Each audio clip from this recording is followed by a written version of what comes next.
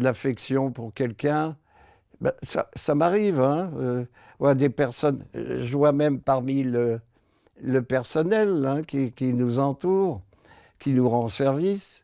Bon, bah, je serais prêt à leur rendre service. Euh, euh, L'affection, c'est peut-être trop fort, mais il y a quand même quelque chose, voyez-vous, un lien. Voilà. La vie affective dans l'institution, alors ça va dépendre un peu de la pathologie des personnes. Certains, ça va être juste le moment de présence, l'échange, la discussion, le toucher, le besoin d'avoir une affinité avec quelqu'un. Ben, c'est la relation avec l'autre, avec Jennifer, avec les autres résidents. Pouvoir discuter avec la personne qu'on aime, pouvoir être avec elle à son écoute. C'est une nécessité.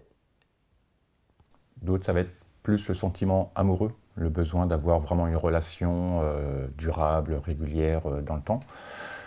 D'autres, ça va être voilà, des histoires passagères, occasionnelles.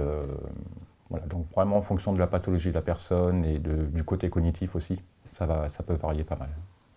Mais Cécile a un petit copain donc, dans l'établissement. Je pense qu'ils ont des gestes, ils paraissent devant nous des gestes assez tendres.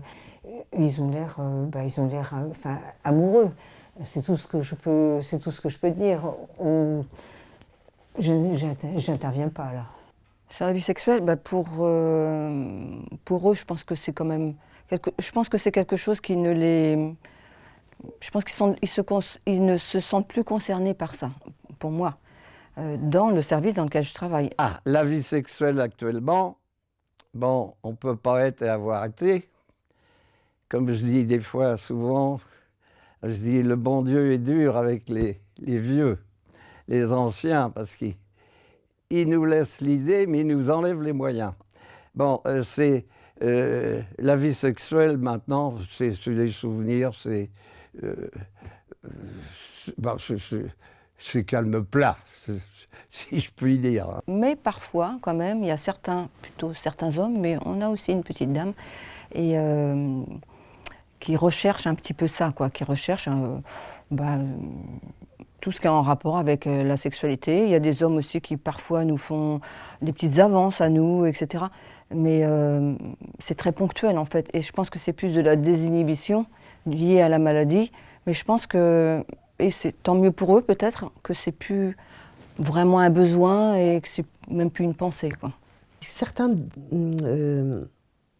vont distinguer vie affective et vie sexuelle. Il y en a qui peuvent vivre en couple, avoir une vie affective dans le couple, mais pas de vie sexuelle. Et ils vont avoir éventuellement une vie sexuelle avec d'autres.